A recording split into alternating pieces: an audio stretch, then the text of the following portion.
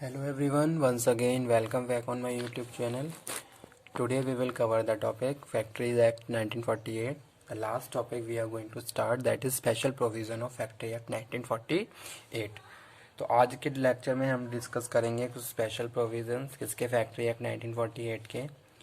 Main provisions हम cover up कर चुके हैं, ठीक है। इसमें हमने बहुत सारे टॉपिक कवर अप कर लिए हैं।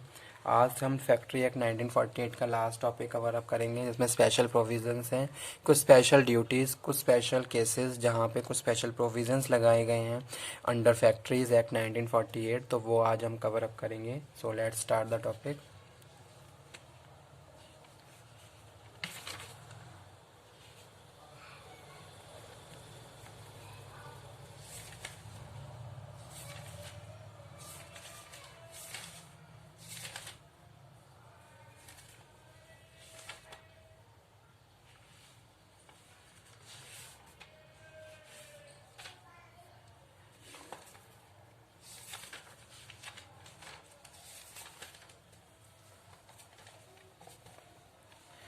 तो स्पेशल प्रोविज़न में हम बात कर रहे हैं power to apply act to certain premises, section 85 में बात करते हैं हम इसकी।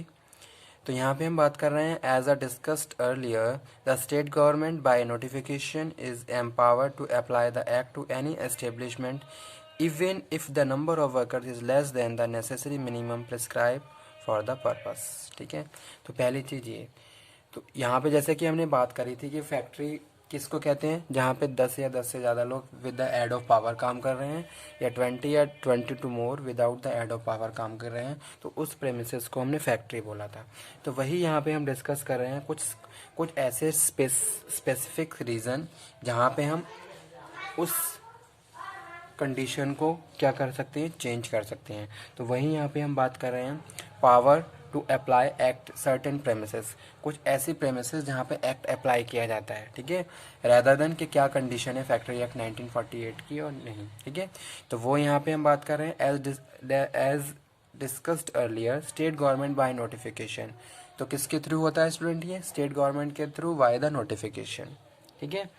To apply the act to any establishment, किसी भी इस्टेब्लिशमेंट पे एक्ट लगाया जा सकता है by the notification of the state government if the number of worker is less then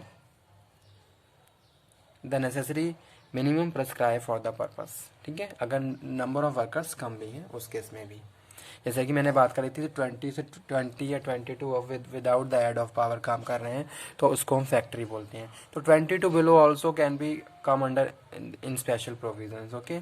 second one, यहाँ पे हम बात कर रहे हैं student for the exam public institutions, section 86 में हम इसकी बात करते हैं। As discussed earlier, any workshop or any workplace attached to the public institution maintained for the purpose of education, training, etc. may be exempted by the state government subject to such condition as it considered necessary, ठीक है। तो यहाँ पे हम बात कर रहे हैं किसकी, power to exam public institution, section 86।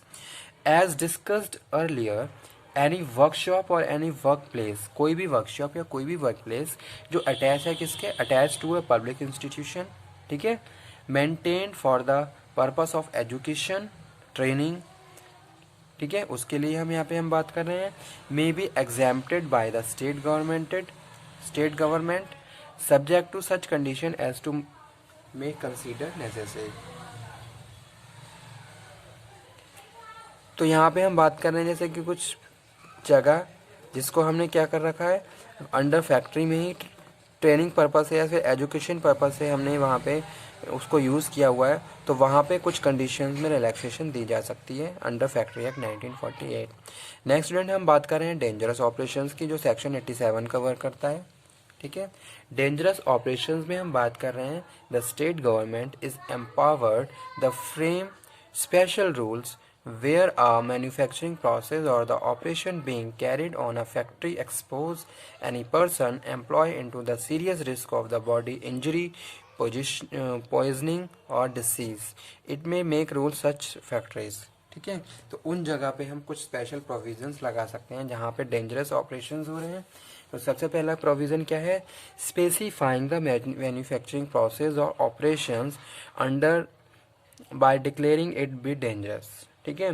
तो जहाँ पे इस तरीके से प्रोसेस चल रही है कि भाई कोई डेंजर ऑपरेशन चल रहा है, कोई डेंजरस प्रोसेस चल रही है, मैन्युफैक्चरिंग प्रोसेस चल रही है, जहाँ वर्कर्स को बहुत ज़्यादा बॉडी में इंजरी हो सकती है, चांसेस ज़्यादा हैं, कोई इंसिडेंट के चांसेस ज़्यादा हैं, तो वो एरिया प्रॉपर्ली आपको स्पेसिफाई कर देना है। ठीक है, वहाँ पे प्रॉपर्ली मेंशन कर देना है hazards process is going on, या जो भी लोकल लैंग्वेज है उसमें आपको प्रॉपर्ली बता देना है अपने वर्कर्स को कि ये एक डेंजरस एरिया है, यहाँ पे बिना परमिशन की एंट्री नहीं है, केवल परमिट लोग ही यहाँ पे एंट्री करेंगे, और जो भी स्टाफ है उसको वेल ट्रेन होना चाहिए, वेल प्रॉपर्ली इंस्ट्रक्शन वहाँ पे होनी चाहिए। तो वो यहाँ पे हम बात कर रहे हैं, ताकि वहाँ पे किसी भी वर्कर्स को कोई भी इंजरी, कोई भी इंसिडेंट उनके साथ ना हो। ठीक है, जैसे कि क्या होता है, केमिकल प्रोसेस चल रही होती है, तो केमिकल प्रोसेस में वही वर्कर्स वहाँ पे एंटर करते हैं जिनकी वहाँ पे प्रॉपर्ली ज़रूरत होती है, यानी कि जो जो लोग वहाँ पे काम कर रहे होते हैं। ऐसा नहीं है कि कोई भी कॉमन स्टाफ वहाँ पे आ जा रहा है। ठीक है,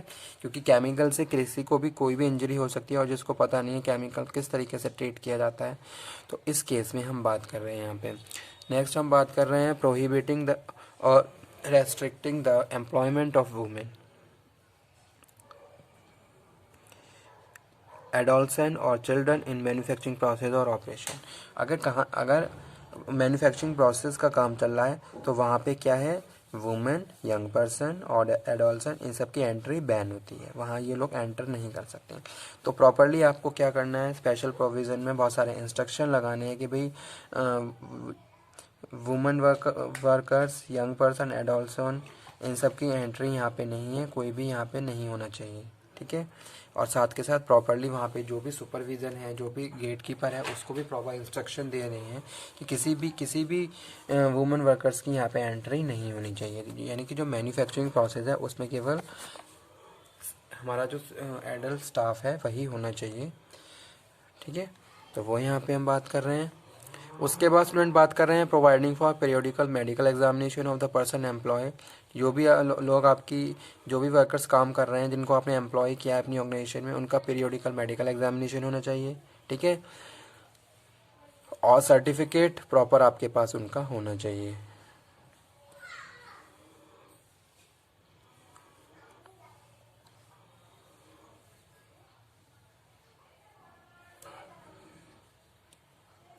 और जो भी मेडिकल फिटनेस का जो भी सर्टिफिकेट है उसकी फ़ीस है, वो सारी रिस्पॉन्सिबिलिटी एम्प्लॉयर को बेयर करनी चाहिए। यानी कि जो भी वर्कर्स काम कर रहे हैं उनका जो भी मेडिकल सर्टिफिकेशन आप करवा रहे हो, चेकअप करवा रहे हो, तो उसका जो भी फ़ी है, जो भी उसकी सर्टिफिकेट की जो भी फ़ीस है, वो आप एम्प्लॉयर के थ्रू क्या कहें, सबमिशन करेंगे। उसके बाद स्टूडेंट हम बात कर रहे हैं प्रोहिबिटिंग, रेस्ट्रिक्टिंग और controlling the use of specified material और process in connection with the manufacturing process और ऑपरेशंस। ठीक है, कुछ ऐसा प्रोविज़न भी लागू होते हैं कि आप क्या कर रहे हो, कुछ ऐसा मटेरियल जो हमारे एनवायरनमेंट के लिए हार्मफुल है, हमारी सोसाइटी के लिए हार्मफुल है, तो इस टाइप के material as a raw material input आप as a raw material use नहीं कर सकते। तो वो भी स्पेशल प्रोविजंस में यहाँ पे हम बात कर रहे हैं। ठीक है, प्रोहिबिटिंग, रेस्ट्रिक्टिंग और कंट्रोलिंग। जैसे कि लकड़ी है तो सर्टिफाइड वुड ही आपको यूज़ करनी है, ऐसा नहीं है कि आप जंगल से कहीं से भी लकड़ी काट के अपने फैक्ट्री में as a raw material use कर सकते हो, तो उसका प्रॉपर आप सर्टिफिकेट भी आपके पास होना चाहिए। तो वो यहाँ पे हम बात कर रहे हैं requiring the provisions of additional welfare amenities and sanitary facilities and the supply of protective equipment of the clothing and the standard thereof। ठीक है, यहाँ पे हम बात कर रहे हैं requiring the provisions of additional welfare amenities. कुछ अलग वेलफेयर एमिनिटीज़, सुविधाएं आपको अपने वर्कर्स को प्रोवाइड करवानी है, कुछ स्पेशल काइंड ऑफ इक्विपमेंट, कुछ स्पेशल काइंड ऑफ पीपीई, वो सारी चीज़ें आपको अपने वर्कर्स को प्रोवाइड करवानी है। तो ये भी एक प्रोविज़न है अंडर फैक्ट्री एक्ट 1948। ओके, जो यहाँ पे हम बात कर रहे हैं, जैसे कि वर्कर्स क्या हैं, इलेक्ट्रिसिटी एरिया में कुछ काम चल रहा है तो वहाँ पे प्रॉपरली ट्रेन्ड पर्सन होना चाहिए। ठीक है, और प्रॉपरली वहाँ पे मीज़र्स होने चाहिए, साथ के साथ जो भी प्रोटेक्टिव अमेनिटीज़ हैं वो प्रॉपरली आप यहाँ वहाँ अपने वर्कर्स को देंगे। ठीक है, तो वो यहाँ पे हम बात कर रहे हैं। नेक्स्ट हम बात कर रहे हैं power to prohibit employment on account of serious hazard under section 87A।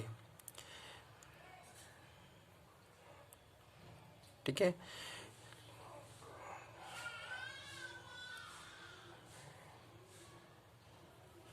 यहाँ पे हम बात कर रहे हैं where it appear to the inspector that condition in a factory likely to cause serious hazard by way of injury और death to the person employed in the factory or living nearby, he may be written order prohibit the occupier from employing any person in the factory.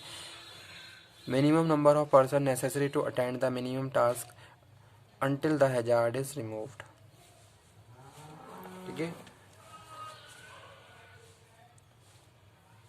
यहाँ पे हम बात कर रहे हैं power to prohibit employment on account of serious hazard.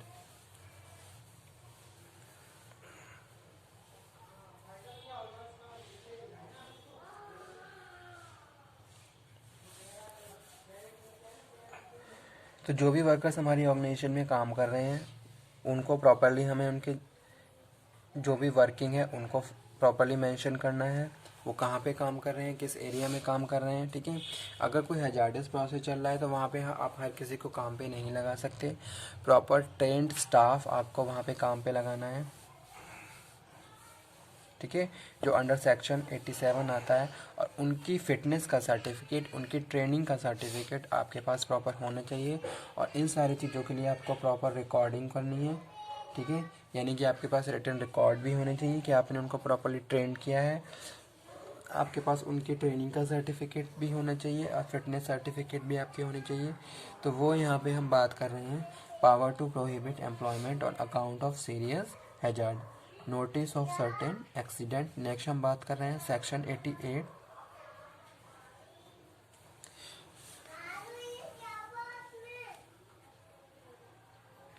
यहाँ पे हम बात कर रहे हैं वेयर एनी फैक्ट्री और any accident occur with cause और डेथ और which cause any bodily injury by reason the person injured is prevented from the working for a period of 48 hours more immediately following the accident.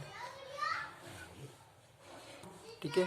तो उस case में हम बात कर रहे हैं जो भी मैनेजर है वो कुछ अथॉरिटीज़ को क्या करेगा, इन्फॉर्मेशन देगा, नोटिस ऑफ सर्टेन एक्सीडेंट, जो भी एक्सीडेंट हमारी ऑर्गेनाइजेशन में हो रहा है। ठीक है।